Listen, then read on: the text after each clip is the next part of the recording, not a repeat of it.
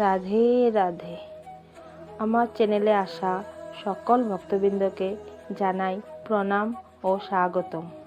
আজ আমরা শুনব রাধা ও শ্রীকৃষ্ণের এমন এক কাহিনী, যে কাহিনী শব্দে নয় অনুভবে কথা বলে, যে প্রেম চাওয়া পাওয়ার ঊর্ধ্বে, যে প্রেম আজও মানুষের মন শান্ত করে।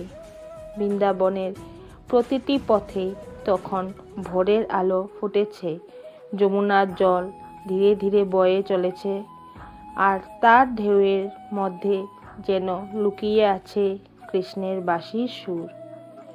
গোপীরা জানে আজ কৃষ্ণ আসবে, কিন্তু রাধা তিনি জানেন কৃষ্ণ আসুক বা না আসুক, তার হৃদয়ের প্রতিটি নিঃশ্বাসেই কৃষ্ণ বিরাজমান।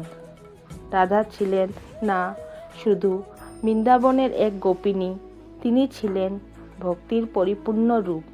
তিনি কখনো কৃষ্ণকে নিজের বলে দাবি করেননি, তিনি শুধু বলেছেন, হে কৃষ্ণ, তুমি থাকো, এতেই আমার পূর্ণতা। একদিন বৃন্দাবনে উৎসব, সবাই রঙিন সাজে হাসি আনন্দে মেতে উঠেছে। গোপীরা কৃষ্ণকে ঘিরে নাচছে, বাঁশির সুরে আকাশ বাতাস ভরে উঠেছে। কিন্তু সেই ভিড়ের মধ্যেও রাধা একটু দূরে দাঁড়িয়ে আছে। কেউ তাকে জিজ্ঞেস করল, রাধে, তুমি কাছে যাচ্ছ না কেন?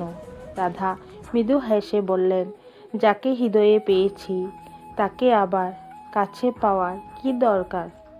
এই কথার মধ্যেই লুকিয়ে আছে রাধা কৃষ্ণের প্রেমের গভীরতা। কৃষ্ণ সব বুঝতেন, তিনি জানতেন রাধার ভালোবাসা প্রশ্ন করে না, দাবি করে না। তাই একদিন তিনি নিজেই এসে দাঁড়ালেন রাধার পাশে। কিছুক্ষণ নীরবতা, কোনো কথা নেই, শুধু হৃদয়ের কথা হৃদয় বুঝছে। কৃষ্ণ বললেন, রাধে, সবাই আমাকে চায়, কিন্তু তুমি কখনো কিছু চাও না কেন? রাধা শান্ত কণ্ঠে উত্তর দিলেন, প্রভু, যার কাছে সব আছে সে আর কি চাইবে? তুমি আছো বলেই তো আমি আছি। এই কথায় কৃষ্ণের চোখ ভিজে উঠল।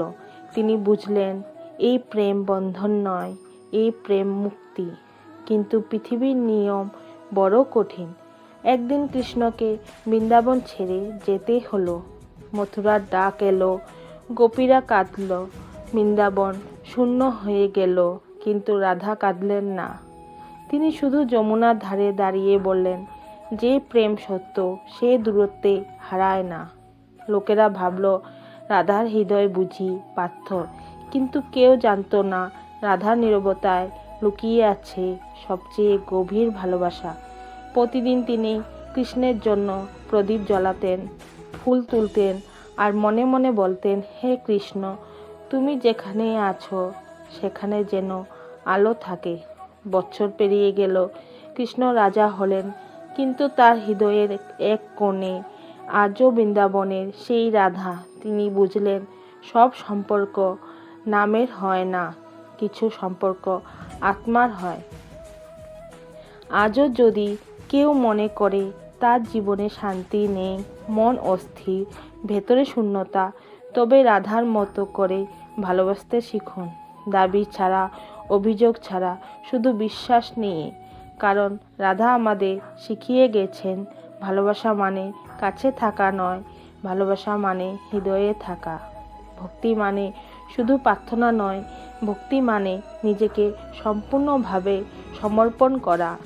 এই কাহিনী আমাদের মনে করিয়ে দেয়, যেখানে বিশ্বাস আছে সেখানে ঈশ্বর আছে, যেখানে নিঃস্বার্থ প্রেম আছে সেখানে কৃষ্ণ আছে। আপনি যদি এই কাহিনীর মধ্যে একটুও শান্তি পেয়ে থাকেন, তাহলে ভিডিওটি লাইক এবং শেয়ার করুন এবং কমেন্টে লিখুন রাধে রাধে। আরও এমন ভক্তিমূলক কাহিনী পেতে আমার চ্যানেলটি সাবস্ক্রাইব করুন। রাধে রাধে।